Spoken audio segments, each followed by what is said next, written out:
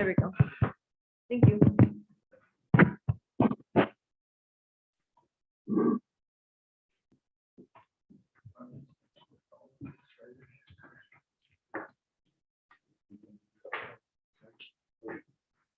So are we going audio? Should we start or? We'll start and then make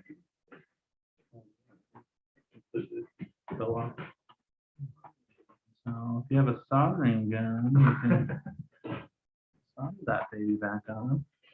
Kelly, are you Do ready? you want me to, are we ready to record? Yeah. Okay. One minute to make sure it's recording. Yep, that means it's recording. You know.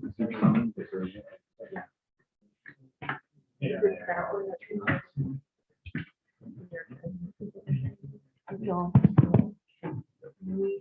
We're good. Thank you.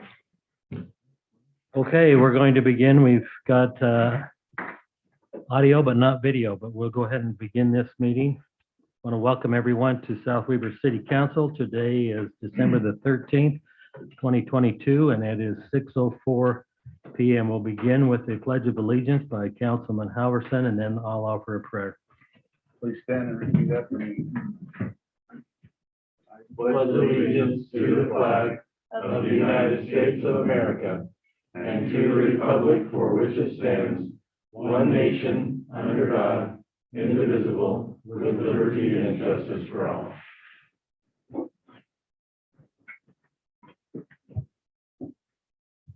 Our Heavenly Father, we approach you this evening in this council meeting and thank you for this opportunity of being here this evening, for the circumstances under which we meet. We're thankful, Father, for this nation and we live in that presents us the freedoms that we enjoy and the way of life that we all enjoy as well. We're thankful for those that provide this for us. We're thankful for our military and for our first responders that put forth the efforts that they do to protect us and keep us safe, and pray that that will continue to bless them and watch over them.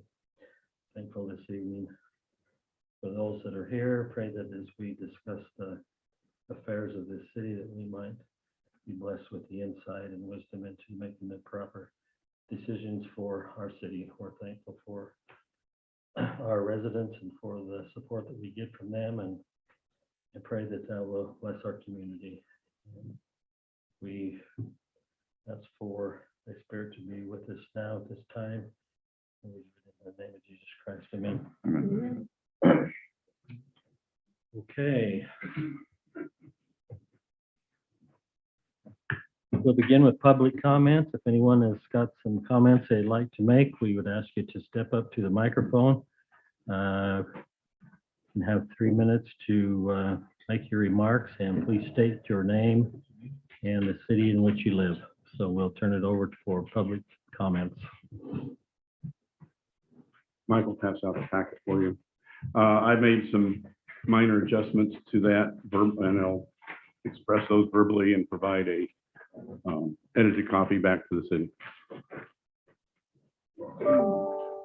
Having been following this project for nearly 3.5 years, I have noticed that there appears to be several inconsistencies stated in the city council meeting staff report introduction regarding what actually transpired for this project since it was initially presented to the city on 10 August 17.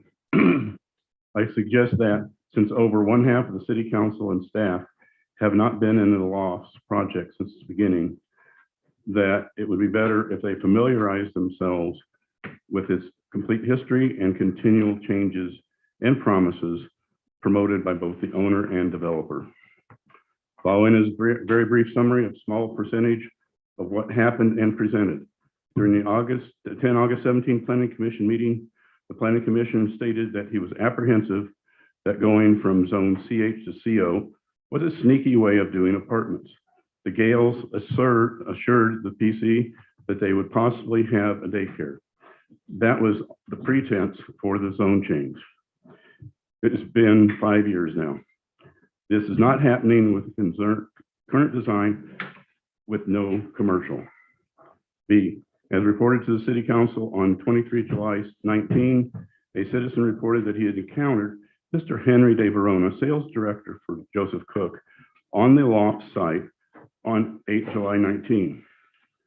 Mr. De Verona asked the South Weaver City citizen what the citizen thought of the project. The citizen responded, an eyesore. Mr. De Verona's reply was, only if you want a view. The current design does not correct this assertion. Also, although the density has decreased, the view will not be improved. C, speaking of commercial, this was the reason for changing the zone from CO to CO. As a city councilman once stated, we've been hoodwinked. The former planning commissioner stated that the entire reason for CO was to make sure South Weaver City has commercial as a revenue source for the city. D, the city master plan describes that South Weaver City should provide for small town country charm. On 13 June 19, during the planning commission meeting, our current mayor explained why each of us moved here for the country charm. He served on the planning commission when the city master plan was reviewed. He said at that time, it was evident that the citizens didn't want high density in the city. Recently, there has been a lot of discussions in the city to continue that reality by promoting a density bonus. The proposed design does not meet the citizens' desire and creates a wall of buildings that will be the first thing people see when they look at South Weaver City. The proposed design definitely does not match the existing neighborhood. E, please note, the loft is within the UDOT protected corridor and UDOT Region 1 must be notified of the development. Number 2, the loft commercial area in the initial design was 28,000 square feet with 74 units. This was lowered to 6,400 square feet of commercial with approximately 62 units. And then to 2,700 square feet of commercial with lowering, and then in that particular model, they actually lowered the elevation of the elevation of the buildings below the 2,700 east grade.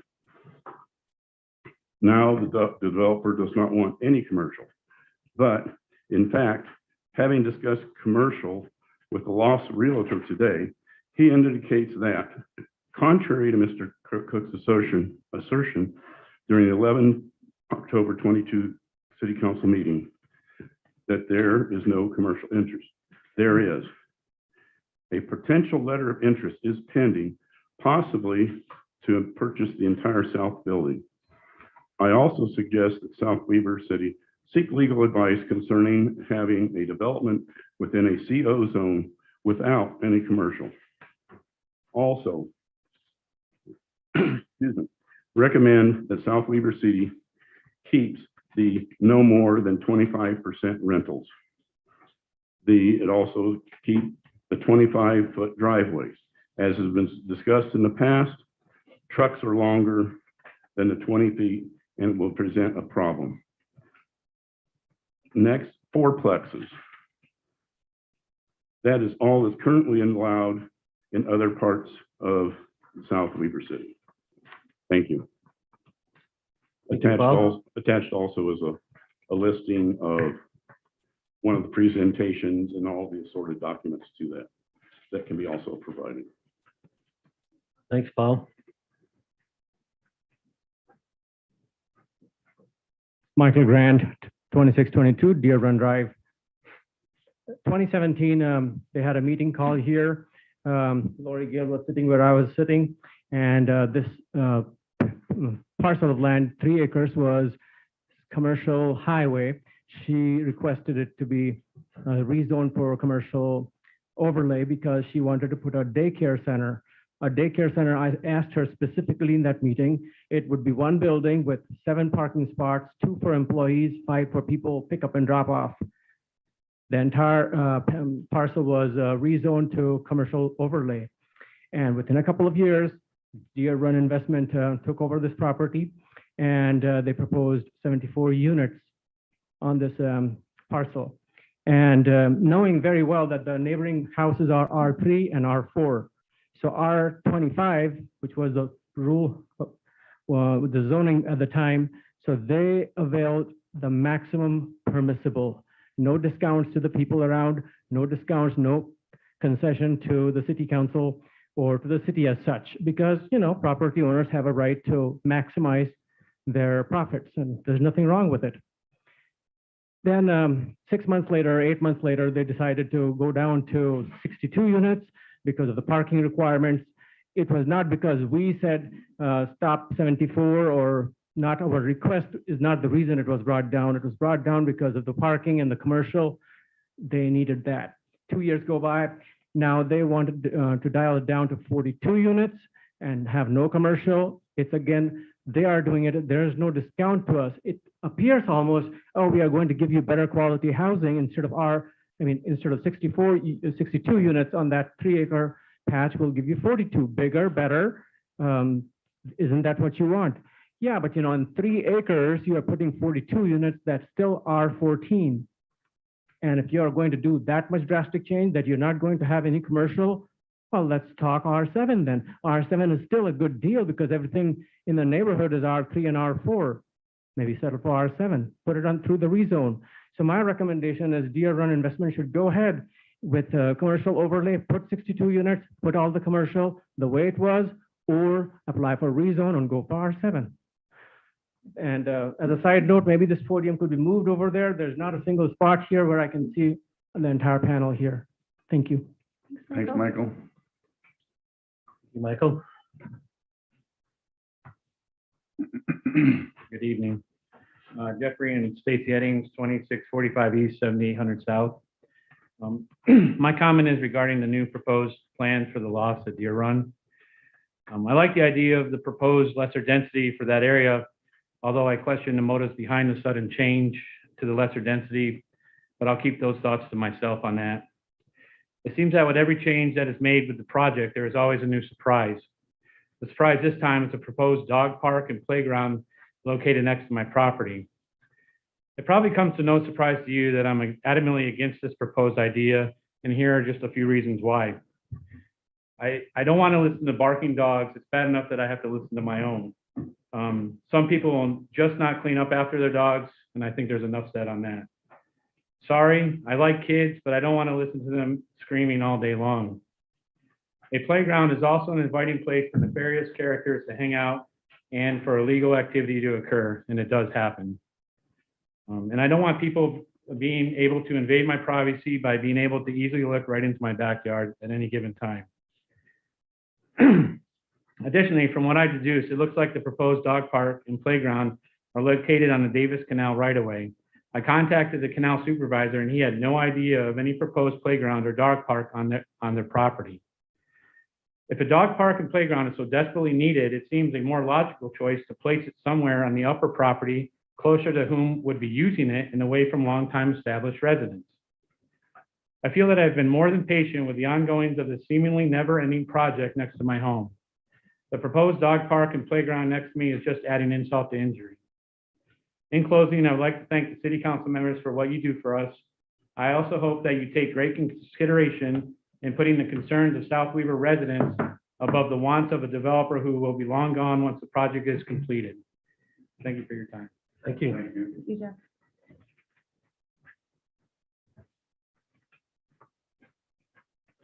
My name's Doug Bitten. I'm at 2635 East, 7800 South. I'm here to support my neighbor, Jeff Eddings, great guy, I believe, and also his wife, Stacy. With this, I just wanted to reiterate a couple of things of concern that I have also. With this development, there's always amenities. We hopefully have amenities in developments like this. I believe that they could be center core a little bit more. They propose right now to have a pickleball court in that as amenity. How about center core that to having the dog park as well as the playground nearby? It helps maintenance to have everything centralized and just a lot better off. I've been through a lot of projects throughout my career of what I do, and that seems to be one of the common core things. They like to keep things centralized as amenities. Another thought process to me is, as I saw the exhibit, is this: walking your children to the playground through the dog park. What kind of dogs? Are they nice dogs? Are they chaseable dogs? What kind of dogs are they? Plus everything that goes with that. So I think this is kind of a planning that concept that needs to be resurfaced, and I admonish you to suggest that maybe you do that. I also would like to, just this season of nice decorations in front of you, but also give you a gift of thanks. Thanks for all your support, all your constant oversight.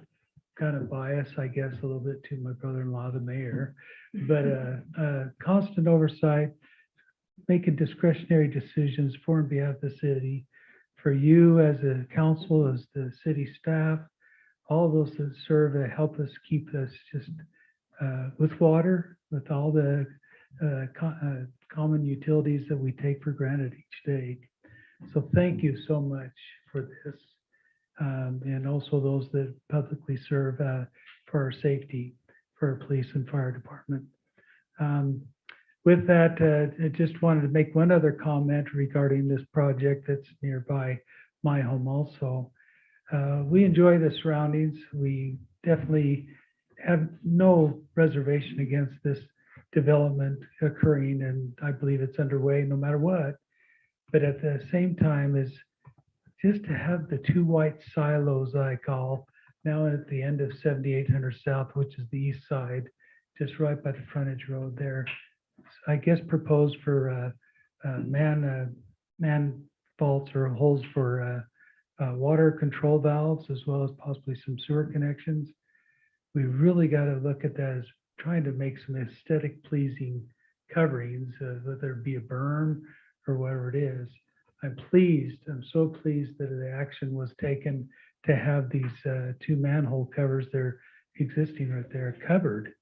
Because I was watching my granddaughter hop on the bus and the kids were at play around there, and all of a sudden I see one little look like an 8-year-old boy pop his head up out of that manhole cover. I said, "Now wait a minute, as an emergency service person, that's kind of a confined space." So I'm so glad that the covers are on, and I appreciate that. I would just like to also, Mayor Westbrook comes from great roots. His father's birthday is actually today, December 13th. And he was very instrumental in this, making sure, hopefully the city has helped along the way as he was lived here on the Sojourn of Life. One of them being actually, I think, one of the first building inspectors from the city. So I just want to acknowledge that public record, Herman Westbrook is honored by his family here today. Thank you. Thanks, Doug. Thanks, Thank you, Doug. Doug.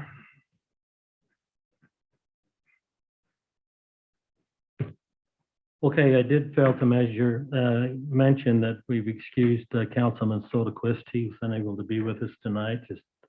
He wanted to try and join us by Zoom, but that wasn't possible either. So we excuse him this evening. Our next item, we want a presentation on our strategic plan report. We felt that coming into the end of the year, we wanted to kind of reflect back on this report onto some of the goals that we had and some of the ideas, and to see just how we're coming along with that report. I don't think this evening we need to spend a lot of time discussing this. I think we can spend as much time as you'd like. We just wanted to bring this to your attention to look at, and if there's anything there that you think that we need to address tonight, we can. We'll give Dave a little bit of time to discuss it, and then council, if you've got any discussions on it, we'll hear them. Dave? I don't have anything more to add, other than just the formatting of the report there. You can see each category of the 6 different strategic directives we have with their definition, and then the list of items that we have tried to accomplish there that were established during the last planning retreat. And so then you've got some notes where there's notes available, kind of a target date or a completion date that was originally discussed in the retreat, And then just a quick status update of whether or not it's been started, if we're just in progress and working on it, or if it's completed. So not a ton of detail necessarily, but wanted to get that in front of you and have a chance publicly for everybody to see that, as well as if there's any questions that the council has. Any questions, anyone? I appreciate the staff doing that. That was good to have that presented to us to where we could look and see just what we have been able to do this year. So appreciate it, Dave and staff, for doing that. If no discussion on that, we'll move to the next item. Our action items, approving of the consent agenda, which consists of November 15th, 2022 minutes, our November check register, our October budget to actual, and our 2023 meeting schedule. Any discussion on any of these consent agenda items? If not, then we'll ask for a motion to approve the consent agenda. So moved. Second. A motion and a second. All in favor, say aye. Aye. Thank you. Our next item then is resolution 22-51, final acceptance of Freedom Landing Phase 3. Any discussions on this resolution? If none, we'll look for a motion. Mayor, I make a motion, we approve resolution 22-51, final acceptance of Freedom Landing Phase 3. I second that. We have a second. We'll begin with a roll call vote from Councilman Gill. Aye. Aye. Aye. Aye. Okay, motion carries. Thank you. Our next item, resolution 22-52, final acceptance of Hidden Valley Meadows Phase 1, 2, and 3. Any discussions on this resolution? Just one question, Okay. and maybe Brandon can answer it quickly. In the background, it says all improvements and subdivisions are public improvements with the exceptions of yard drains. Did all the yard drains get put in though as they were built? Yes, Okay. at least according to what was on the plans. I remember seeing them on all the plans. Right. I didn't know how those got inspected, so.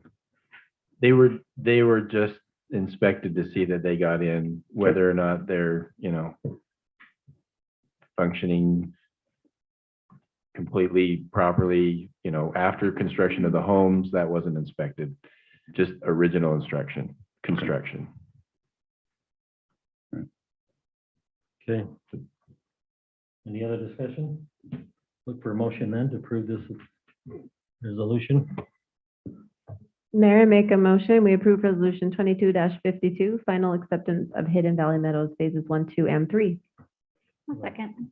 A motion and a second. Start with the roll call vote then from Councilman Halverson. Aye. Aye. Aye. Aye. Okay, thank you. Motion carries. Move to our next discussion item. Deer Run Investment Development or Draft Development Agreement. Someone from Joseph Cook, would you like to come up? Sure.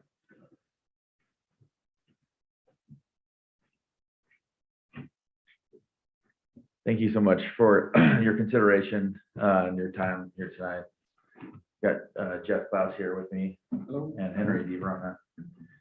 I thank the staff for kind of going around and around on some of the different considerations on this new concept we kind of proposed. From my just notes, these are the things that were kind of proposed by the city that they would like to have seen in this new development. 3 means of access pursuant to Appendix D of the Fire Code. Continuous sidewalks along all private streets, 24,000 square feet of usable open space, individual water meters to each unit, and to try to avoid bank meters. Traffic letter update, R7 rezone with bonus density, 25-foot driveways, 32-foot wide alleyway to match the existing city profile, 10-foot setbacks, 38-foot building height, design standards, articulation, differentiation, fourplexes, 18-foot garage doors, 22 by 22 garages, no flat roofs, rock or brick wainscot, no aluminum siding, and 6-foot privacy fence and guest parking for pedestrian access. So we went back to the drawing board essentially with our civil engineer, and we were able to successfully kind of work in all of these suggestions, except for the 25-foot driveways. We were able to accomplish 20-foot driveways, and the city wanted 25 for potential trucks that might park in those driveways.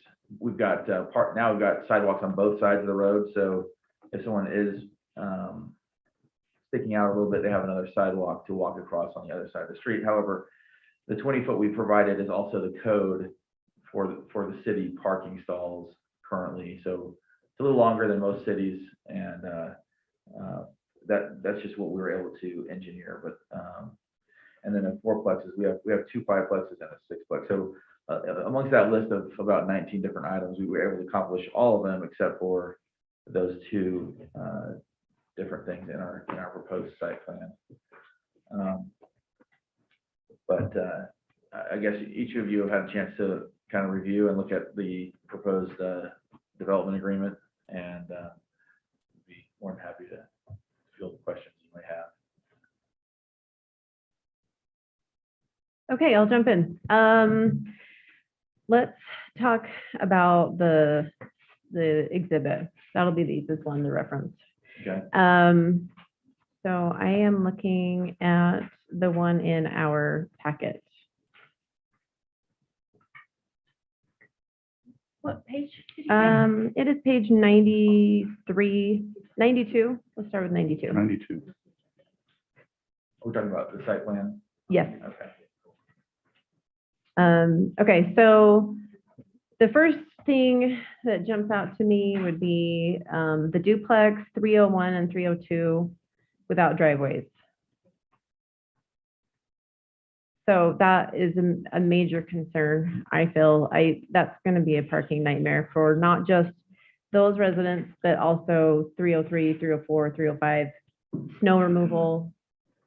I mean, So these are the same units as the ones up top, so they don't have driveways. But they're not the coming, same. but they're coming in from the backside, And they're just coming in from a different side, different orientation. So right. but they have basically the driveways. But we the have pathways the for common driveway. driveway, which I don't love, but I get. I totally get that. This one though, I'm thinking we have snow removal. I mean, a storm like this, I'm running out of places to put snow at my house.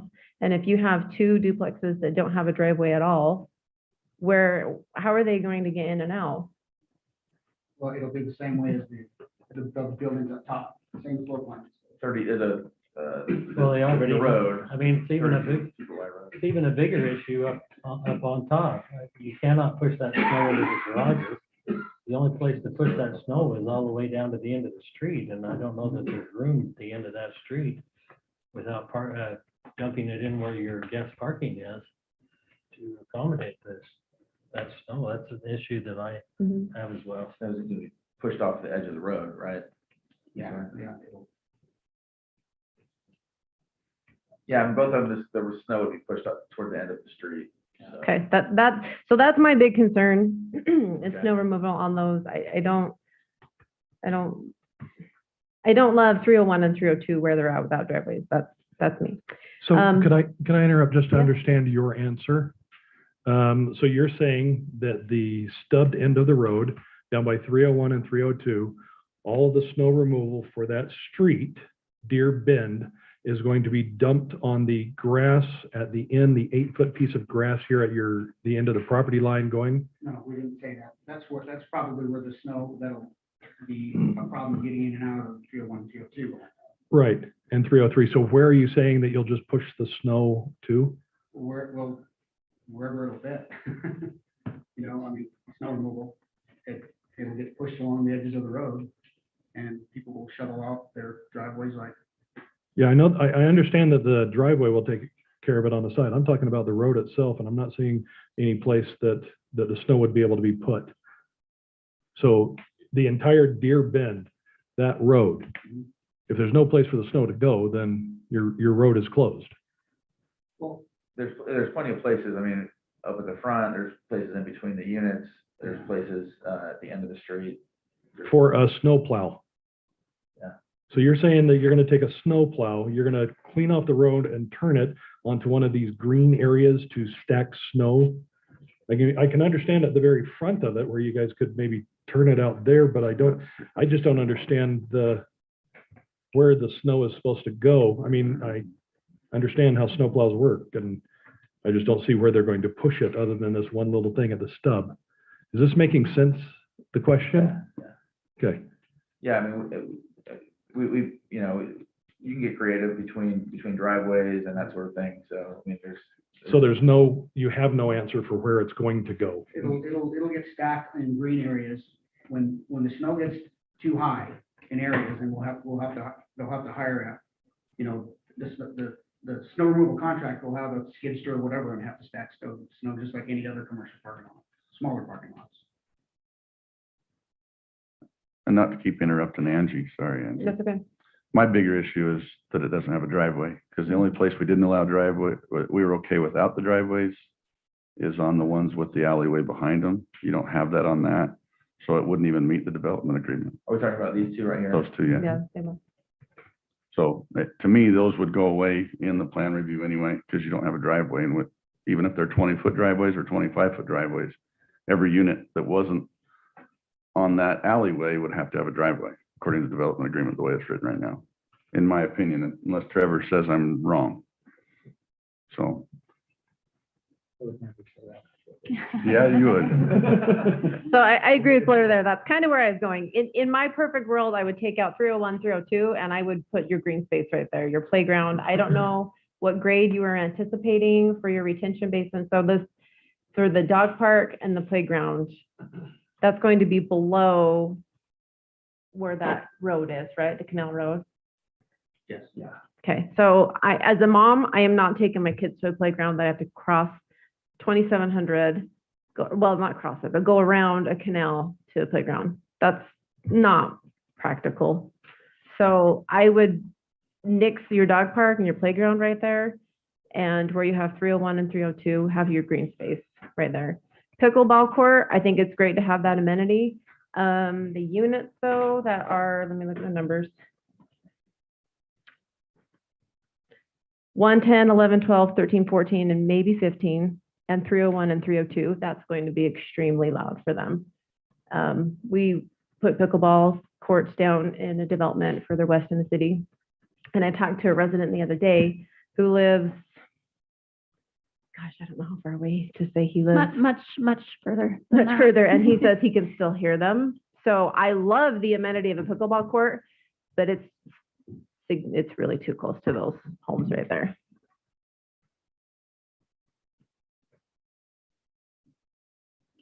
Anybody else can jump in. I'm just, You hit your, No, I totally agree with Angie. I think take those two out. That's gonna give you a bigger green space. It's gonna give you also an area to push that snow. With those in there, I don't care. You can sell it all you want. There's not enough room to get rid of snow. And between those driveways, the people in those units, they've got to get rid of the snow in their driveway. They've got to put it somewhere. And you could possibly have 8-10 foot high snow piled up there, which is ridiculous. I don't think it would work. Somewhere you've got to come up with a better plan on that snow removal, as far as I'm concerned. and not to harp, oh, sorry. And eliminating those would be a perfect way of doing that. And as Blair said, you have no driveways anyway. So that's. Not to harp on that 301 and 302, but my brother lives in a development in Utah County where it's set up very much like this, and they're not allowed to park on their driveway, but people end up parking on their sidewalk driveway The sideways, parallel. sideways. And you would have that, and as your layout is here now, you're going to have people trying to utilize that to get to a pickleball court or a basketball court over a sidewalk that has a car potentially parked on it. I could easily see a resident saying, well, I'm at the end of a dead end. Who the heck cares? I'm going to park right here, you know? All right. Dave, I got a question for you and Trevor on this. So the property located on the other side where they proposed the dog park and whatnot, is that part of the same lot as the rest of this? How is that being included in any of the density calculations or anything? And how is that possible where it's not even touching it anymore? Because now we're talking about, you can have one development going on here, but hey, we've got green space somewhere over by the Maverick, you know? So how is that working? It is included in the project area because it is part of the storm water, storm drain detention. And I can have Brandon speak to that a little bit more than that, but it is included. The one in on those the other calculations. side of the canal? Yes. Not the one that's on this, okay. Correct. Brandon, did you want to add anything? Just that's where the detention basin is for the development, and the sewer as well drains through that area. So it's property that they own and is needed in order to meet the needs for the development. Yeah. How high is the bluff on that detention basin before it goes down in elevation? Like the width of it, do you see what I'm saying? Like basically where they're putting the dog park and the playground, is that sitting at the street level or is that below street level? Way below, Yeah, okay, that'd so be it's a not canal sitting level. up there, Right. okay. I have issues with using a detention basin with a dog park, because it's meant to hold water and Yeah. I mean, It's gonna be we- messy. We got the idea because the city has one right now. so Yeah. it's like a detention pond. that one's deep, And we got lots of problems with the grass. yeah. So are you saying then that we have in code where it states that you can use property not attached to the project itself as your density calculation? We don't have anything that specifies that exact language in the code. However, because they own the property, they're including it into the property area. And I think it's important. This is a. So would this be allowed if it was across the street? We have done that in the Okay. past. I think it's important in this development agreement conversation is that this is all subject to a legislative development agreement that's just being discussed tonight. So Right. if I'm that's trying something you want to understand whether it's in code exclude, right now. right, if that's where you want to exclude that, you can, but right now we don't have anything that specifically states that we can't use it. Does that make sense? It doesn't say anything that we can or that we can't, and so in state code, if there's ambiguity, then the tie goes to the runner. So we have to err on the side of the developer. Well, second on that is as we were talking about all of the snow removal, there was something mentioned about garbage and how y'all are going to handle the garbage. The garbage collection, y'all are looking at putting into one centralized area, or you're just going to be putting cans out there, and so cans are going to be going at the end of each one of the driveways, except for the big plexes, right? Yes, in the other developments, they pull their cans out they would be Deer Hill. And then and the trucks will be able to get in this larger area now, so they would actually be able to come out back. Just because it's larger. Okay. Also, Dave, Trevor, Yes. another quick question. Doesn't code right now say that for our multifamily developments that a building can only have 4 units in it? No, there's nothing in there in the code currently. In our draft ordinance, there is. But in our current code, we can have up to, I believe, 12 units per structure. Okay, and with this change coming in then, which does that mean that they're going to have to follow? Sorry, guys, I'm kind of new to the legal aspect. They haven't made an official application for preliminary or final or sketch. And so they don't have an entitled use at this point, although it can be stated that they have initiated the process now because we're doing the development agreement. And so we would But err on we've the- also initiated the process when we first started with the changing of the R7, correct? Yes, we initiated that prior, but we have 6 months to complete that. And so I'd have to check on where we're at on that timeline. However, they would have access to the code when it's in place at the time of their application, pending that determination of where that code is. However, they're not an R7 use, they're a CO use right now. it's kind of this depends area, right? So it's a CO use currently. And so, and we've had a conversation with them about the rezone to an R7 zone. If we have an R5 zone in place and it's within that 6 period, then they would rezone to an R5 zone. Does that make sense? I know that sounds really like I'm pointing like every way that you want to go. But Can I try to rephrase it? yeah, Yes, thank you, please. Jim. So currently, no. But because it's zone CO and it's subject to the development agreement, that's the current zoning. And Okay. that's what they're allowed to do. Okay. I think what you're considering in the development agreement is applying the R7 standards with some modifications. If you do that, then what we would apply is the new R7 and it would have that restriction. Other than the development agreement requires them to apply for the R7 zone. Correct. But does it, that's my question, does it? I'm not seeing anything in here It that does, does. where is it at? Is it number 3?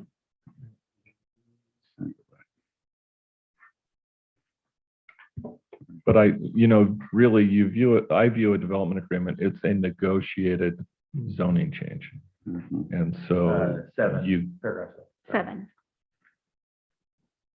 if they want something different than what has already been approved, you can negotiate whatever you would like that to be. Okay. One of the ones that I saw missing was, and I believe that it was in the meeting itself, I'm not perfect, but the discussion on the width of the garages, you've got them as 22 feet. And I believe there was a recommendation of having those wide enough so that cars could actually get in and open the doors from the inside. We were told 22 by 22. 22 We- finished. with- We're, Okay. in our committee meeting, we talked about having an 18-foot door minimum, which is what we thought would accommodate. And maybe we're wrong. I mean, I wanted to add the language of or bigger because we want it to accommodate 2 vehicles, not Yeah. Right. you a don't want to do vehicle and an that. ATV. Because that's what most of them are anymore. And by so- accommodate, you mean being able to open the doors on the inside. I just know with my house, and that's why I only have that frame of Yeah, reference. and I don't know what that's the number we came up Yeah, okay. asking a builder was And an we were able- 18-foot door. Jeff Okay. called the structural engineer and we can accommodate an 18-foot door. Okay. And that is that. And we do have sidewalks on both sides going all the way around it now. Yes. I do have to restate, yeah, there can't be anything hanging over the We sidewalk. just have to monitor that with the HOA if someone's blocking one of the sidewalks, they give a warning or whatever. Yeah, Same with parking on the street. We've got the same development in Soul Lake. And I yeah. mean, I'm not part of the HOA, but I know during construction, people would park and the HOA would just ticket them. Okay. And then on the parking spaces that you've got, so they're only 18 feet. Is there, personally, I'd like to see that a little bit longer, because I think you're really pushing again there on the sidewalk, both on the bottom one and then the one that's up in the connected area. But I guess the biggest question I have is that we're talking a lot about reducing down to a 5 and a 10-foot setback on these. How's that going? I didn't understand that part of it. Trevor? So we, in our initial draft we sent back to the developer, we requested 10-foot setbacks from the back of the sidewalk on all sides of that structure. So we asked for that. and that is low, so we asked to lower our current setbacks? We asked that. They had proposed a 5-foot side setback from the back of the sidewalk, or back of the sidewalk. And so in our negotiations, we talked about, we're okay with the other 10 feet. We just need it 10 feet all the way around, not 5 feet on the side. So If you look at the plan on Deer Hill, the road in the middle, Yep. Got the it. side yards for those 4 units. They had requested 5-foot setback, what you see there from back of sidewalk to building. And the city requested, the committee requested 10 feet. and We went back their- to them with 10 foot from the back of the sidewalk. Okay, They came back in this draft with, from the back of curb. okay. That's an item I'm still not okay with, and I don't think anyone in the committee was okay with it. And so that was gonna be one of my next questions, what is the rest of the council? I mean, do we feel like, does it need to be 10 foot from the back of the sidewalk? I mean, it doesn't matter what's on this picture right here. Mhm, I yeah. mean, where does our set, where do we want it? And do we want it at 10 feet? Yeah, That's, I yeah, mean, I think that's already reducing what our current code is. it is. it is quite a bit. So that's why I thought that was more than fair to come back with, so. And it's- if it's- I'm seeing correctly, between units 104 and 105, it's just 3 feet there between the street, the drive. Yeah. Yeah, That's really narrow. really narrow. Well, and I don't, there would have to be something else there. Yeah, That wouldn't fly in plan review, so. No, That's egress only for fire. Are you gonna block it off then, or how are you gonna? You're gonna block it off? Yeah, we'll put it, whatever the fire department wants us to do, chain across it. That was our change for when he wanted the third access. It will not be entrance exit, it'll just be. fire Yeah, truck. the fire department, that was their request. see, I know they okay. had to have a way to get Yeah. a truck out. Can you help me Okay. understand this common driveway a little bit better? I don't really get it. Like they just park kind of wherever, or they No, just, they can't park anywhere. park anywhere. other They than park in the the garage. their garages only and their guest parking? Garages are facing the Okay. common driveway. That's the same with the two at the bottom too, the one on. Yeah, I understand the ones on the bottom. The top ones kind of confuse me a little bit. If there, no one's allowed to park in that driveway, So unless it's in the. let's just say one of these people have friends over and they've got 6 cars coming and no guest parking. Where do you think those cars are gonna end up at? Well, They won't be in this, and they Yeah, won't be yeah. on the street. we have more parking stalls than kind of are allotted for. Right, but you also have 41 homes too, Yeah. who might also be doing a release fund party that same night. Yeah. You can see what that's gonna do for the residents that live around that area. They're all gonna go onto their streets, which isn't even very close to them either. I'm still concerned about that. And the driveways, I agree with, Councilwoman Petty, sorry. it's okay. And Halverson about the 101, 103. driveways. Yeah, 301 and 302. I think that's definitely gonna be a problem, but I'm still concerned about the amount of guest parking. It's just like my brother's, and there's never, Yeah. ever, he's lived there for 3 years, and there's nowhere to park. And we How have many- 5 How many family stalls? I mean, members. I don't know what the ratio of his particular project is. They have like 5 stalls if your phase 1 is a block, they have 5 stalls for every phase 1. And I'm looking at this now as a council person eyes, right, as I drive around the neighborhood going, this is crappy. And I really actually kind of get angry Yeah. at their planning got- commission and council for approving that, because it just really does a disservice to their residents.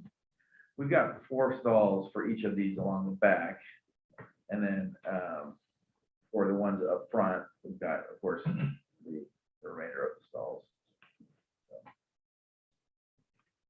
Well, the thing that adds to it is 2,700 is no parking. Right, that's what I'm So saying, there's but no our parking street on is the not street at all. even with, so they're gonna be going up Deer Run is where they're gonna end up going, or. Or they're But they gonna live- the park Jeff where lives- that P is, where that phase 2, where the P is, they're gonna They're gonna be on Jeff park Street. right there. Or where you go to the end of the guest parking at phase 1, they're gonna park by 109, even though there's no parking. Or if it's chained off right here for the 3 egress, people are gonna park right there. I guess as a council person, I'm looking at this because we're gonna be the ones that they call when there's problems. And we're gonna have to try and figure out a solution for it. And I know that the neighbors on Deer Run and the neighbors that live, what's the Edding Street? 63, 7800? I know they're gonna be calling us. So it's just something that we like to look at prior to it being approved, as are we doing the best service for the residents who are gonna be living there? And I'm not sure that this is gonna meet it. The 3 feet, I'm it's so narrow, on that side setback there, at between 104 and 105. I agree with the committee on the R10. And I wanted to talk about the, What was that on the what? so the density at 10 rather than 14. I think that was the committee's recommendation. Am I understanding that right? Oh. I want to talk about the rental. So I'm just going to read this and make sure that this is correct. The committee submitted to the developer to reduce the amount of rentals allowed in the HOA to no more than 25% of the available units. The developer was not comfortable to limiting the amount. However, he has suggested an amount of no more than 50%. And their reasoning was for requirements for FHA financing. No, so on our condominiums, we don't have a density or a rental restriction. However, in order for condominiums, you pretty much have to have 50% owner occupied to get FHA financing. So that's kind of what the reality is with condominiums. So I mean, I think that's fair. But these aren't condominiums. Right, they're not condominiums now. So that's kind of where we'd be at with the condominiums, is 50%. But an FHA loan requires it to be the 50%, but not for townhomes. So it wouldn't. No, I'm not saying it is for townhomes. No. Right. I'm just saying. Right, but what you're saying is I want to use the FHA rulings and their rules to get financing for an FHA, even though they're townhomes. No, I'm just saying that's a number that would be with the condominiums, would be 50% would be our. For a reason, to get the FHA loan. Correct, so. But it's not the same standard for a townhome. Right. All I'm saying is that's the threshold that we would be at with the condominiums. Yeah. So I think that's fair for the townhome as well, so. Okay. But the language Trevor left in there is the language we've used on other similar developments. And so I think that's The 50%, the 25. 25. Yeah, I would agree with that.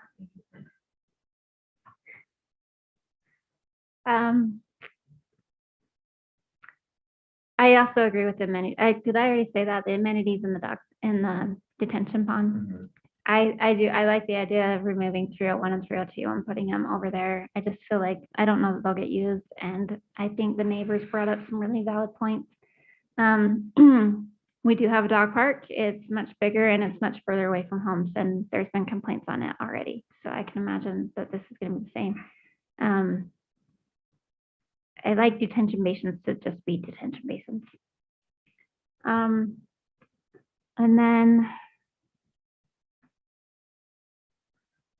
not necessarily about this, but just something, since I have you guys in front of me. Hi. The sidewalks have not been getting plowed, and you have a lot of kids from Highmark walking down that road, and the sidewalks in front of us hasn't been getting shoveled or plowed. So can you make sure you're on that, since we have the kids going right there? I got a couple calls on that today. So not pertinent to this development agreement, but just I have you right here, so I'm going to use it. My thoughts. Well, I can run through mine if you want. Mine will be short. I still am pretty set on the bonus density up to 10. If we're not getting the commercial, I'm almost apt to agree with Michael when he spoke to say, if you don't want to apply for R7, let's just build what's already approved, and then we get our commercial. Sorry, I did want to add that point. R7 is a must for me too. If you're not going to go R7, I'm out. But excuse me, were you okay to go to a bonus density? Of Yeah, 10? R7, you got to rezone to R7. We can't do CO in this. right, but Right. Mhm. R7 bonus density of R10. of 10. Mhm. The location of the structures in item 9, I still think you need to have a 10-foot setback from the back sidewalks. The height of the structures is kind of ambiguously written to me. I don't know. The intent is that, and that was what in the committee meeting, is that you look at the building and you're not seeing you know, because of the slope of the project, you could start to see a pretty tall structure. Right. The intent is to have a 38-foot tall structure. Yeah, it would be step down from the road. Yeah. As it goes down. Yeah, but if you're looking from this side, are you now gonna see a 55-foot structure? Because it slopes pretty drastically. Yeah.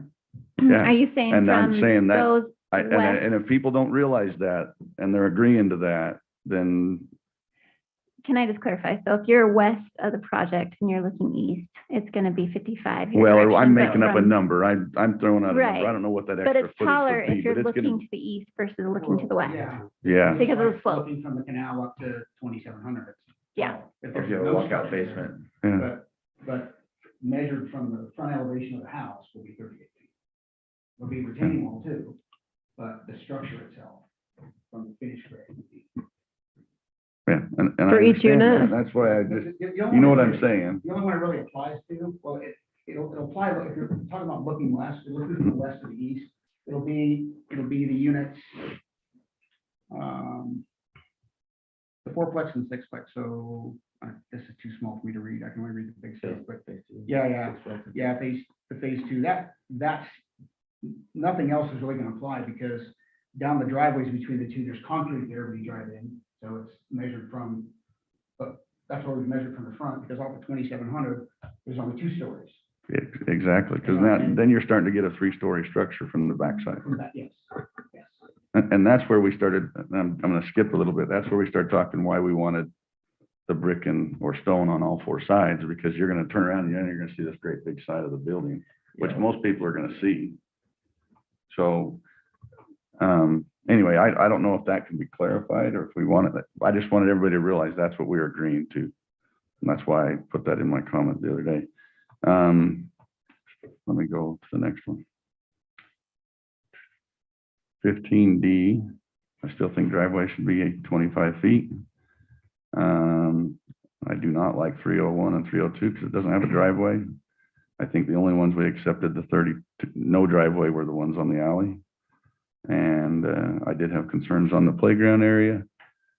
And then where's the wainscot, the brick and veneer? What item was that? Exhibit C would be the. So I don't think it actually refers to, in 15A, yeah, it doesn't refer to it, a wainscot being rock or brick. It just talks about the type of surfaces being used. It's not clearly written in there that you will do a That's fine, rock. we can- And that's one that needs to be redone. That's fine. So 15A, 15C, and 15, well, yeah, 15D.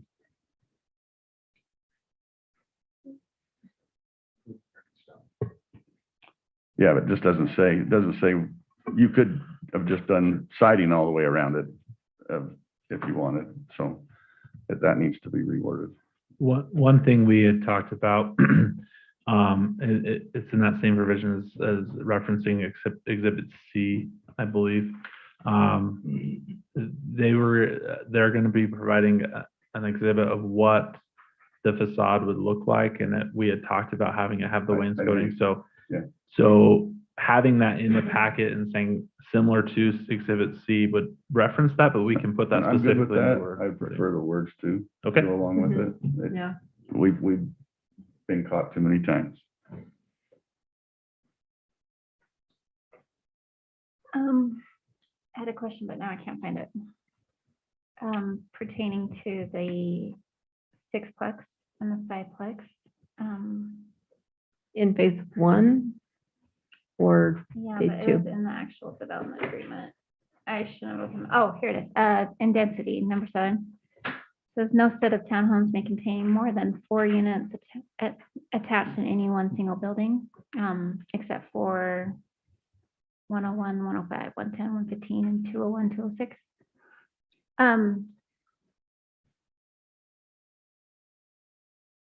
Never mind, I just worked that out in my own head. I've answered my own question. I'm good. Thank you. So really, it comes down to, if we have to go 10 foot, we would lose units 101, 15, 207, and 206. Mm-hmm. And then, of course, so we would lose 6. And what does that put your density down to? Let her do the math. 36. And if you take 301 and No, 302. no, it's, we're at 41 right now. So 1, So 2, 3, minus 4, six, 5, 6. 35. 35, Did that include 301 and 302? yeah. That's fair.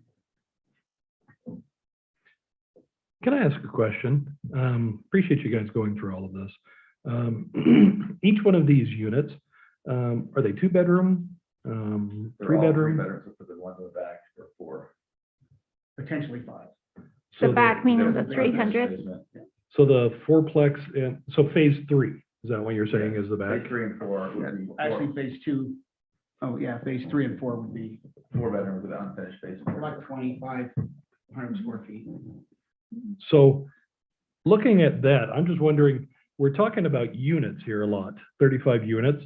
I'm just questioning whether or not this is actually reducing the amount of density of actual individuals going down the road, the amount of people that are going to be going in and out of it.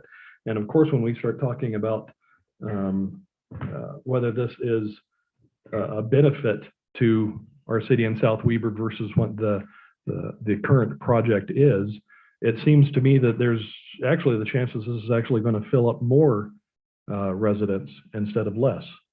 I don't think, for a $500,000 property, somebody's gonna be putting 4, 2 or 3 families in one of these, so. These are gonna be sold between $400,000 and $500,000. I don't think you're gonna get, 60 families and, we're talking between 35 and 41. Right, I'm just trying to compare it against what the original concept of the And the original lofts. concept was not 3 and up to 5 bedrooms either. Yeah, They were small. yeah, Yeah, these, Number of people is what he's trying to get at. Yeah. Going in and to and from. well, a nuclear family has, maybe Utah's a little different, but, usually, 2 or 3 kids, so. I mean, Utah, maybe there's 5 kids. I don't know. well, again, though, I'm not talking about overall that, I'm just talking about the straight out available rooms versus the original loft concept versus this concept, and to me, it seems like we're actually going to be increasing the overall population with this new plan, adding more burden onto the road, the street, and everything that's going to be going down there versus if this was just still the original lofts. Well, if these were dorms or something, then that conceivably could be, but I don't know, since these are pretty much single-family attached homes, I wouldn't think that there's gonna be more than 2 drivers and maybe a teenager or something.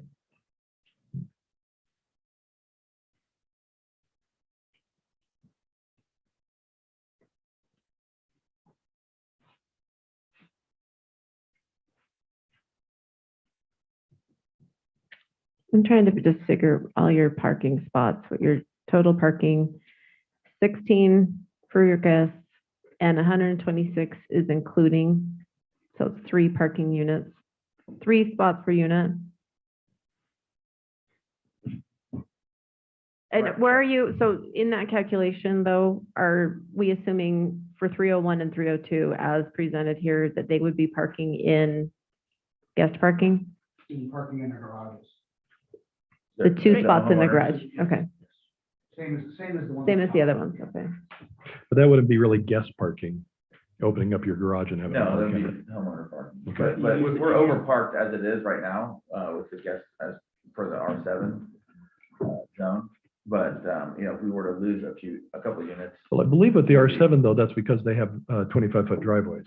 So anything that's in the shared drive, They're also 7. yeah, it doesn't seem like they're going to be able to have any guest parking except for, the few that we've got. But if we do take it down in the density and it goes with the R7 going up to an R10, that would give more room for the additional parking. Yeah, I'd love to see more parking where, taking out 206, 207, 101, 115 to meet those setbacks. You'd have to shift that fourplex up where 101 to 104 is and 105 to 109. Shift it a little to get that 3-foot setback really. I know that's not thoroughfare, but that's 3 feet's Well, nothing.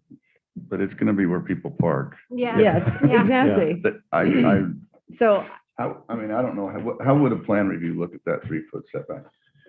Because it's used for egress, it's similar to how we would count a driveway in setbacks, right? So a driveway would be allowed to have your building and a driveway across. So we would be looking at the buildings between themselves and how far the buildings are between themselves, not necessarily that little grassy area. Does that make sense? Yes, No, that because makes sense. It doesn't. Not alter other- ideal, and I understand that, but that's how we would interpret. Okay, so finishing on with my thought though, putting some more parking in, hearing and recognizing that you're already overparked by 2 spots and appreciating that, but knowing that 16 spots for 41 units is not very much. I would appreciate more parking. Because people are gonna park between 104 and 105. There's just no getting around it.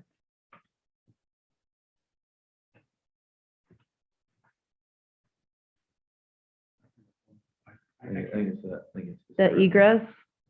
Yeah, well, it'll just be managed like a parking area. Mhm. I hear you. And, you know, it'll be the same with, I mean, remember the community kind of police themselves, if somebody's got 3 cars, then they'll have 2 cars. Mhm. The guest parking is for guests, it's not for. But you do understand the different perspective we're having on this. 100%. Because I can't remember who said it, but yeah, I think it was Angie. As soon as you guys leave, you're done. And you're putting a lot of weight onto a homeowners association, on a snow removal group, and also on the trash removal. And there are citizens at that point, and they're going to be our citizens for the next 50 to 100 years in that little area. And it would be really doing a disservice to them. I don't want any of them to ever come to me and ask, why the crap did you guys allow this?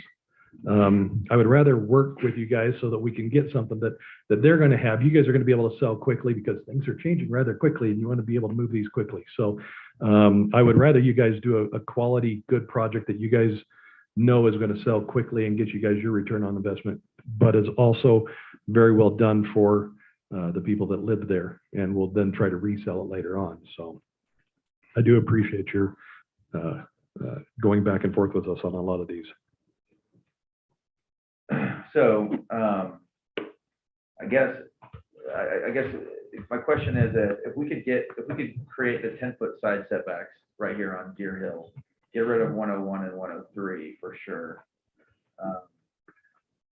Or excuse me, 301 and 302. That's the sideways duplex. To create the green space there and within the central part of the development. We may lose, so that would be, we'd probably lose 4 doing that, because we could utilize the space that those would have taken up to move the road over and create the side setback for Deer Hill. That would take us down to 37, and if that would allow us to probably create some more parking somewhere. I don't know if we can even create parking over on the other out parcel too, where people could walk across. Anyway. Yeah, I mean, going down to 30 units is pretty steep. So what I'm asking, I guess, is if we could create the side setbacks, the green space in the center, and create the snow stacking locations, if we can go with 37 and go from there. So by removing one, so we'd probably remove, like, for instance, that's 207. I'll just remove them off the 6-plex. Off the 6-plex and off the 5, you know, and to create the spacing between, and drop down to 37 units.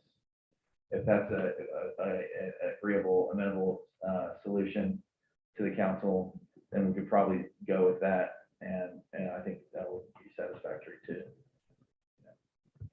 Anyway, that would create, and then your ratio of parking is going up as well at the same time. So 12.3 units per acre. Thank you.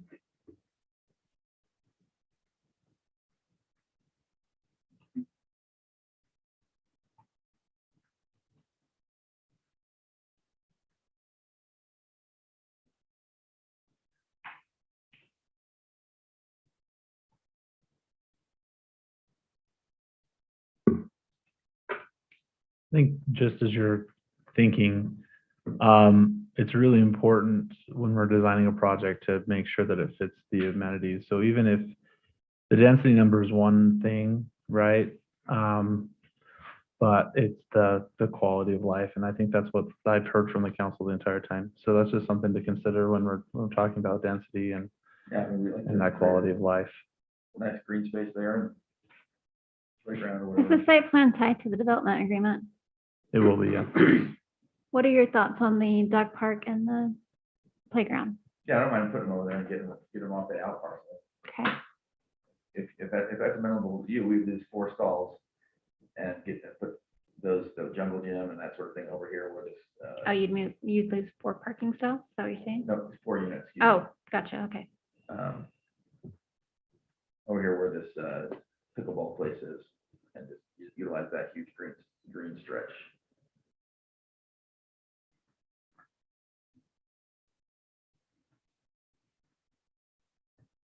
How do you guys feel about leaving the basketball in and just not making it pickleball? Just out of curiosity. I mean, we at our, Whatever, it doesn't matter really. yeah, people like pickleball, so that's why. They love it. I know.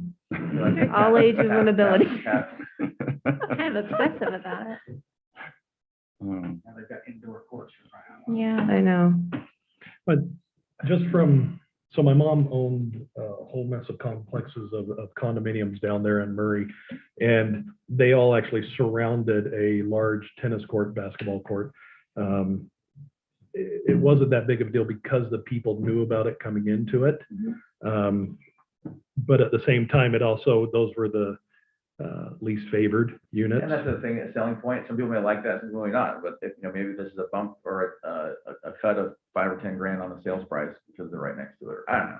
And you can put it in a basketball court. Some people Definitely not might doing like it, skate park. Yeah. watch the kids, but Right, exactly. So hang on 2 seconds. Brandon Jones. Hi. Hi. Thank you. Sorry, I know you were multitasking. So when we did the pickleball, we tried to keep them 150 feet away from the nearest house, right? As close as possible. You can hear it at my house. You can hear it at your house? Yeah. We're not, Yeah, it was longer, it was longer than that. Okay. It's not something that we have. to Okay, have. no, that's, Hey, no, and I'm okay I with- know, I'm I'm okay just with saying. anything but a skate park. okay. Or a bike track or something. Shooting range? There we go. Tell you. But if that's something you would be willing to consider, I think we could make this happen. We would lose, I think, my calculation, 4 units. So, Well, I'll be just honest. I still think any of the sixplexes are just a little bit too big, and that gives us so much density in here that I'd rather see down. But I think it's the rest of the council. Yeah, one would go to a 5 and the 5 would go to a 4. The one, like, from 10, Phase 1, the sixplex there would go to the 5 or the 4? yeah. so Or what are you saying? So we would take the in sixplex, phase 1, Mhm. phase 1 and make it a 5, Okay, and then we jump over here, move the driveway over and take one out of the 5-plex. the Up there. 5plex, it'd be a 4. okay, so we still got the 2 4s sixplex up at the top and front then. 6plex up Okay. front, yeah. And we get rid of 301, 302. Yeah.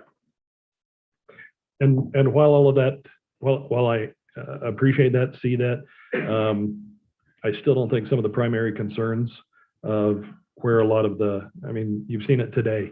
Snow removal, even if you just parse it out to somebody else and it's their responsibility, the HOA is going to have to pay for that, maintain it, and Yeah. that's still one of those that's, Where this duplex is, a sideways duplex, now it opens up to mountains of snow. okay. The kids aren't gonna be playing on the playground most likely when it's, you've seen the Christmas Story. So this development here kind of resembles the one I've talked about that I did in North Salt Lake. Yeah. I own one of those townhomes down, Uh-huh. so I know Are you renting it out? Okay. so I know the situation with snow removal, and you just gotta stack it wherever you can stack it, so. Yeah. But that would create, Yeah, there's no cars driving there. So right now, we're discussing over on the spare lot of land that's on the other side of the canal. Are we saying we do want a dog park there and some kid stuff? We don't want anything on that, right? I'd like nothing there, but a retention or detention, whatever is applicable. I mean, That's kids fine. can still go play over there, because there's a sizable flat area. It's gonna be, yeah. It'll still be open space, grass or whatever, or, yeah. Grass and trees, saying. Put some trees over there and a little bit of picnic table. I just wanted to make sure that we were listening to what Eddings was talking about of having all the adventure right next to their house. Oh, yeah, I don't feel like a dog park would be appropriate there at all. I agree with Eddings. And I know those were just amenities you guys were looking at Yeah, adding. It's It just saves more you of- money, so. Well, and it's just something that when people buy, they go, well, at least we have a place we can take our dog Yeah, to go to the bathroom.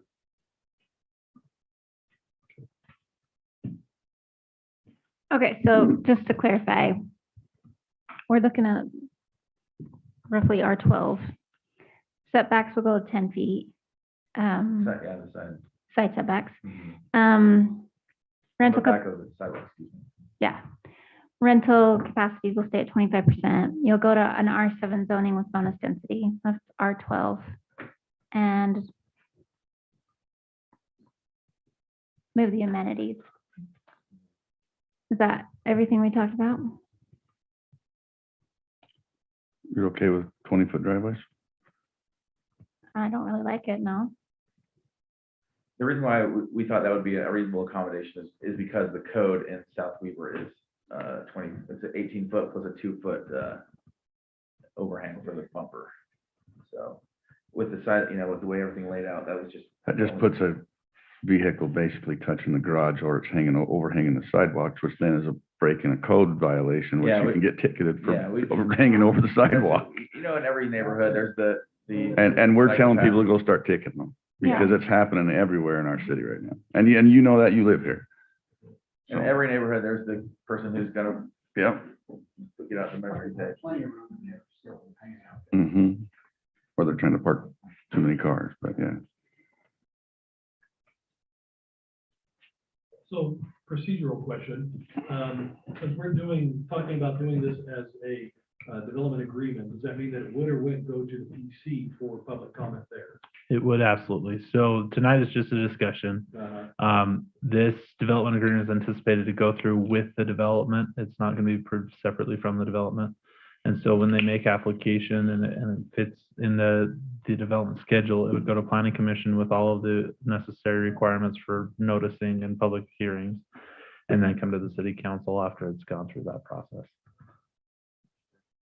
That's, if we can get kind of some sort of, okay, that's a reasonable, sell or kind of give and take, then I think we can move forward. Go ahead. I'd really love for you guys to remove 6 units.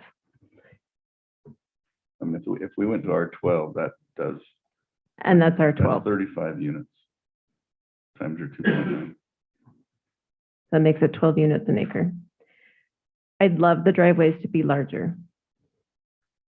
Unfortunately, we can't physically do that. That's not gonna, even if we lose those units, that doesn't change the driveways on the bottom.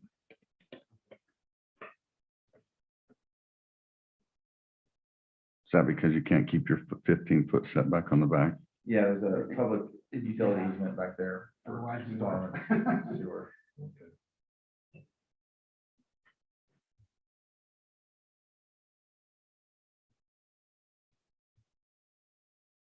And some of the, and a few more parking stalls, just because that will make it a more sellable unit, honestly. More parking. I wish our code said way more parking required than it does. Because that's one of our biggest complaints. Absolutely, I get it. I'm just asking, since Angie, we're talking. is that something you want to amend in the development agreement to put a stricter parking requirement for the development? Because that's something we absolutely can add in if we want to do that. We are giving bonus density. I mean, Yeah. they're building it to an R7 parking standard, but they are That's true, getting but they are R12. getting R12. Okay, well, how about this? We go to 37, we'll give you more parking and what was the other thing? Well, you don't want to shorten the floor plan by 2 feet. Yeah, we can't, yeah. So 37, puts us at 12.5. 37, hold on. 1, 2, 3, 4. So you're saying stay at 37, but give us more parking, which is what you just said before. Yeah. and we can figure- I don't even see how figure you out what can. that could be. I don't see how you can. We can probably figure something out. CAD's an amazing, geometric tool, so. Yeah, I didn't think we'd get the 32-foot driveways yet, but he may have more.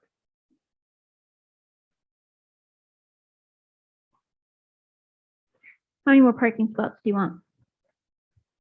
I guess you're just asking like it's, Well, but if you lost, I mean, if you went to the 35, which is what Angie was asking for, and you lost those units, you would gain the parking she's looking for. Yeah. I mean, because Mhm. That's what I was thinking. that adds at least 4, possibly 5 more parking stalls. I think you need at least 5 more. That's not there is space for at least 5 more. Even right where 301 is, you can add a few right there. They gotta move those Right. Amenities up there. Well, yeah, but look, if we take out a dog park altogether, that's plenty of room for a playground area, because you're gonna want parking there anyways, Mhm. right? Yeah. Gosh, you're putting me on the spot, because I didn't think about a number of how many other, I'm just trying to Parking think of what spots, we put but- in our development agreement. Right now, it's 3 per unit. So, I mean, let us, we can get to work on that. Because they can try to reach 5. It's currently 3 per structure. Currently, it is 2 1/3 per unit, and that third needs to be separate and distinct from the rest of the parking. So for you one, divide- so you're one for dividing every by 3. Yeah, 1 for every 3. So you're counting the driveways as the parking, right? Okay.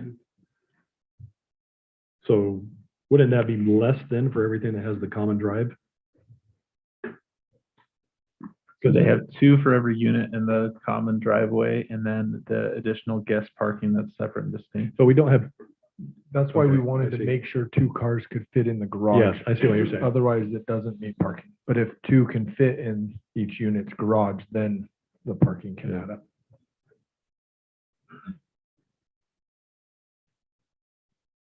And I'm sorry, the depth of the garage was what? 22. 22.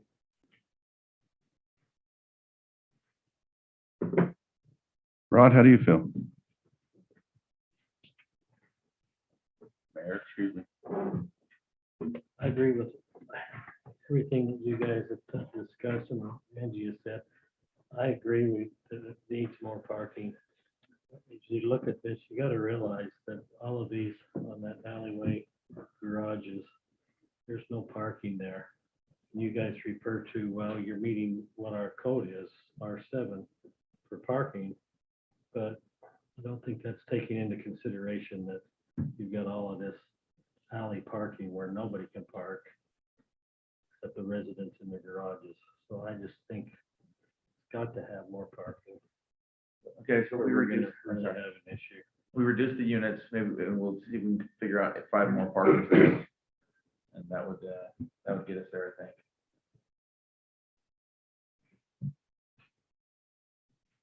I think the highest I would even consider, and I struggle with that, is R12 period. Yeah. I won't go above that. Otherwise, I just say apply for, Yeah. something different. You know what? So I agree with that too. So 36. that's 35. 35. and really 10 more spots, because as I'm looking at this, even if you take off in phase 1 and make the 5-plex a 4-plex and the 6-plex a 5-plex, you have 6 spots right here. I guarantee you, people are just gonna park there and you really won't have any guest parking. And I don't know, I'm not a developer, but I feel like 10 more parking spots is not that big of an ask.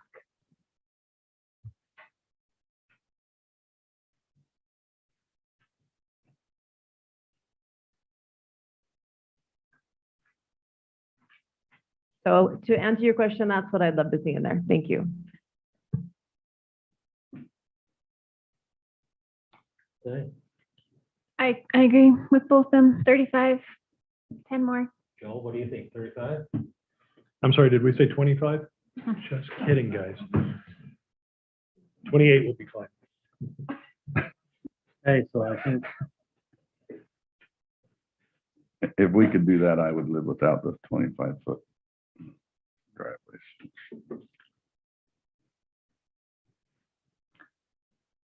We just needed some kind of consensus to know if we can make it work. That's as close as you're gonna, that's as close as you're gonna get in a discussion item Yeah. by us saying that. All right, well, thank you so much for thank your you very time. much. Thank Thank you, guys, seriously. You too. Yeah, you too. You too. Okay, next item, new business. Anyone have any new business they'd like to bring up? If we don't have that, we'll do some council reports. Let's start with Joel. Would you like to start? Yeah, we had a discussion today during code committee where we were looking at one of the objectives of some of our code changes was to work on the flex office space and what we would allow and what we wouldn't allow. And I just said, I thought that it would be a good thing to just quickly bring as a quick topic so I could get an understanding of what the council feels like before I start writing the code on it.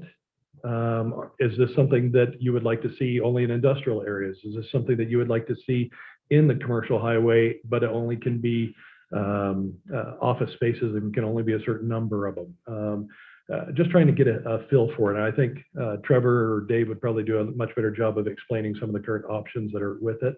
But I just want to kind of get your gut opinion on it before I start working on any code. On where we expect to see flex space? On where we want to see it. Would you like to see it and where would you like to see it? I think it has a definite place. I mean, it was proposed once before behind Maverick, Uh-huh. and I thought that was an odd, but I mean, that, When they were doing it as a kind of a storage slash. yeah, I mean, office. it's right there. Mhm. It's the entrance to our city. It's in our main commercial space. I don't know that I agreed with it there. Mhm. I think over by Angie's house is a great spot to put it. Bring We've it actually, over. we've actually moved. Bring it. it over. We're- Over on that side, though, we did mention But the gymnastics area, Yeah. and some of the things that they were looking at doing at it, so. And yeah, I mean, do think down in that area is not a bad, not next to your house. I was kidding, but you know what I I mean. welcome all my neighbors. Yes. Yeah. So would you see that as an industrial one? Would you see that more as just office space? I don't know. What do you see it as, Angie?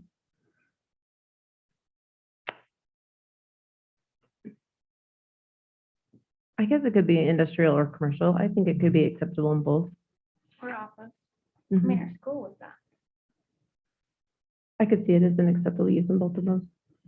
Would you say that also on all commercial highways, so along the S curve up there on South Weaver Drive? I just tried- I think that would be a good place. Yeah. For business or for storage? Well, we don't allow storage. Are you talking about industrial? Yeah, well, that area right there is commercial highway, correct? Well, Yeah. part of I it's would think commercial. if it's done right, but it'd have to have some aesthetics restrictions in there drastically. Yeah, Because that's gonna be I mean, a very visible area. It's gonna be a very sand blown area too, but. A couple options on doing it. It's creating a use that's allowed in certain zones or creating a zone with certain uses allowed within that zone. Does that make sense? So you could create a flex business zone that you could rezone places to, and these are the allowed uses. Or you can say this is the use, then we allow it within these zones. I think if you create an own zone, then it's easier to have those design standards in that for. But then you also have to create an area for that zone. Or just, I guess, let it be applied for Yeah, maybe. you could let it be Yeah, applied for. that's, Yeah. I guess that's. But you could do it as an overlay zone. Mhm. We love those. Yeah, we do. Okay. Does that give you enough It does. information, Joey? Actually, it does. Okay. It gives me more than enough to be able to go on, so thank you. I believe that was it on me. Okay, Councilwoman Howard? I don't have anything. I'm gonna let Andrew report on the breakfast with Santa. I was just wondering if we could get that on the website. I had a person looking for it. They didn't have, is I it think on the it's in website? there. Oh, okay. I couldn't see it. Okay, thank you. Okay, I have show and tell today. Serious? I do. Hold on. I'm sure. Okay. Can you? And I have it over here, but Shaylee has to help me.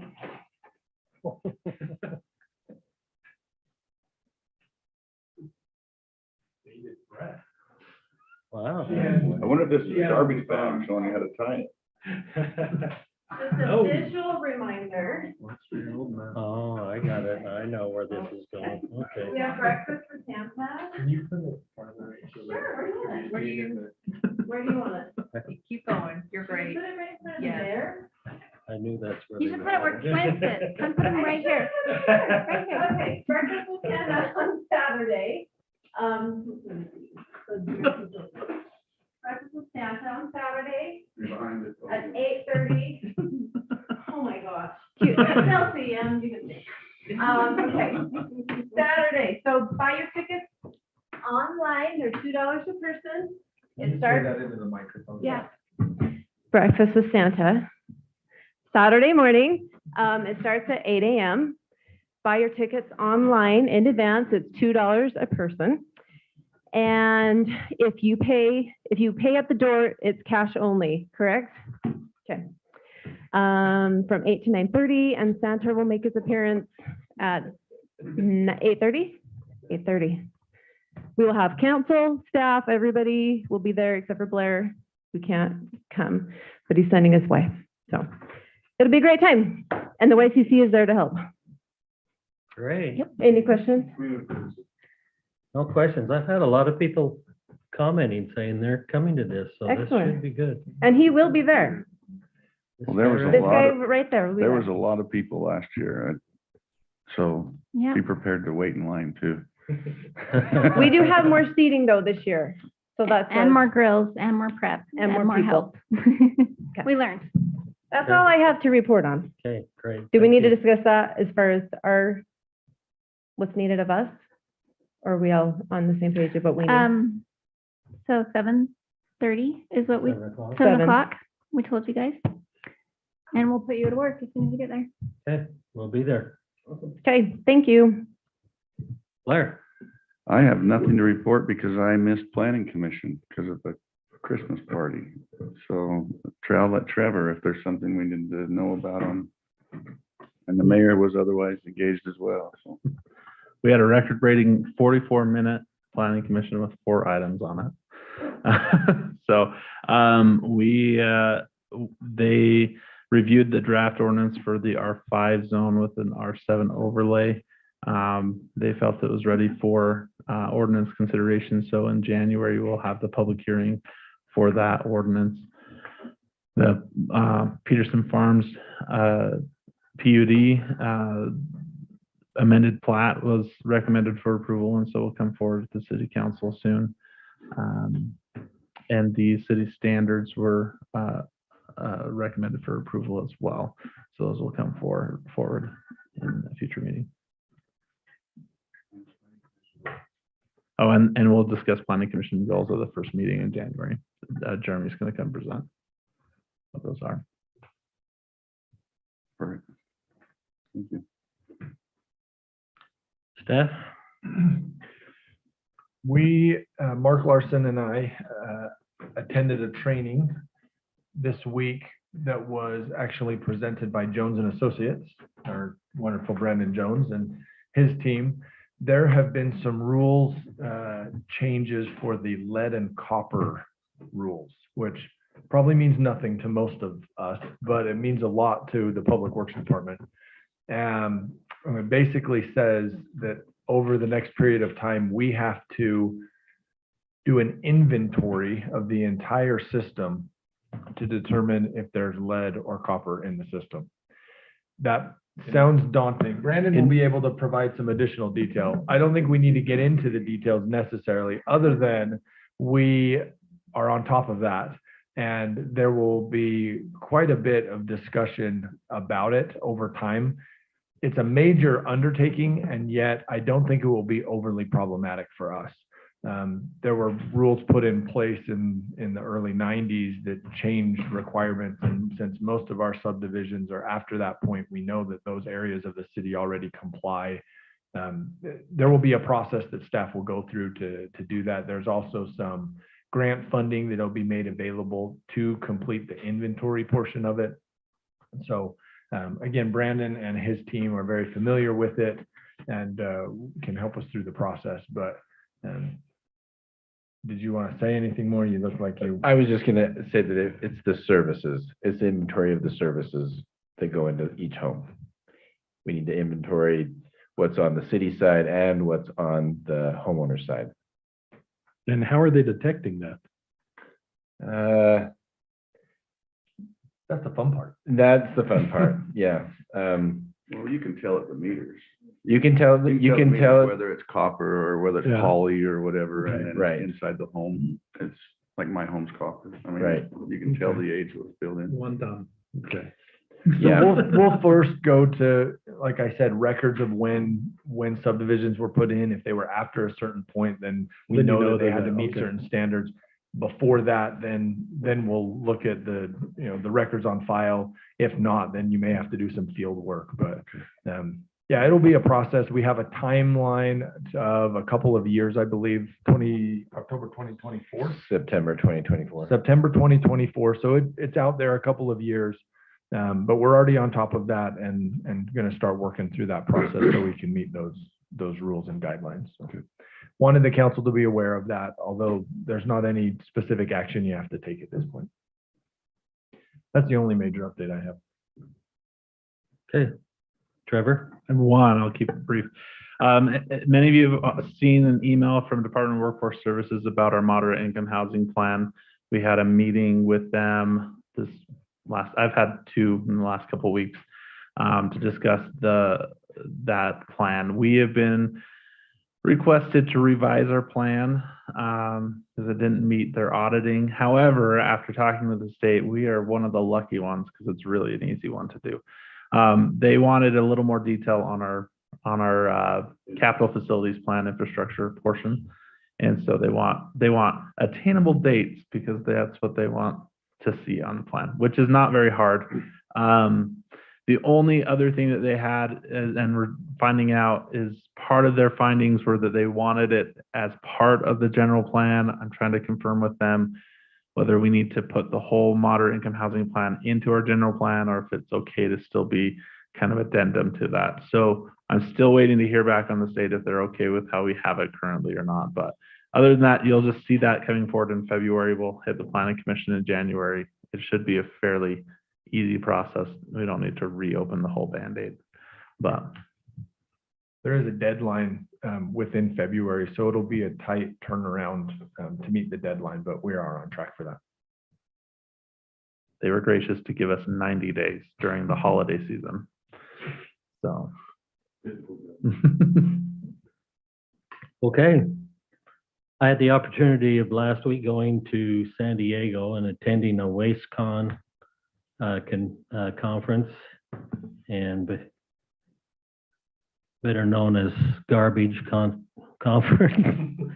I know everything you want to know about garbage, but it was very educational, and it was kind of an eye-opener to me to realize that I wasn't in that frame of mind, but after coming from that, and I don't want you to think that I've been brainwashed by any means. I haven't been, but I have been educated on the seriousness we have with garbage and the need for recycling. And so I think I would like for all of us to consider that. We've talked a little bit about our landfill here and the recycling that they do up there. But it's a major, major problem. It really is. We're killing our earth. There's no question about it.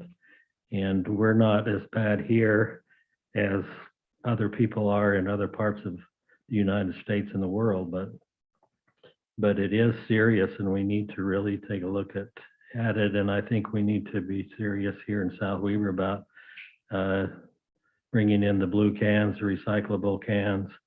And I think it would be very beneficial for our district as well as us as individuals.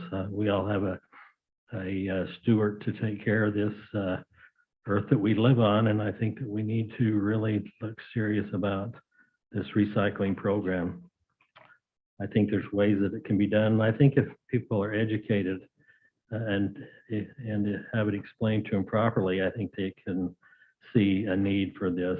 And it would help our landfill up there. We've got approximately 15 years, they say, until we've completed the capacity up there. And at that time, we have no choice but to turn that into a transfer station where everything then will be transferred from there out to a regional landfill, which is west of Tooele, which is 100 miles away, and that's going to be very expensive to do that.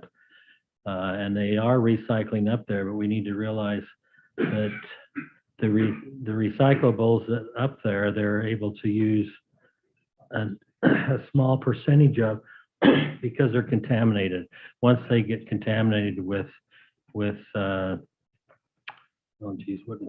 organic material, then they're not recyclable and nobody wants them. So there's of what's being recycled or could be recycled, they're able to capture maybe 30%, I think is what they told me.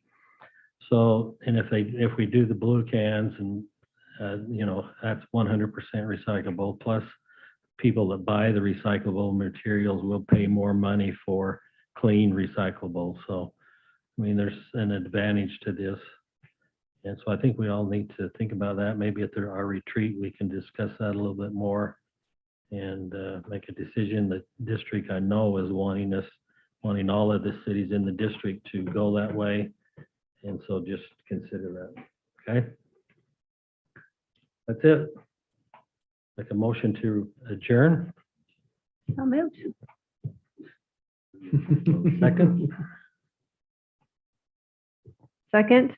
all in favor, say aye. Aye. Aye.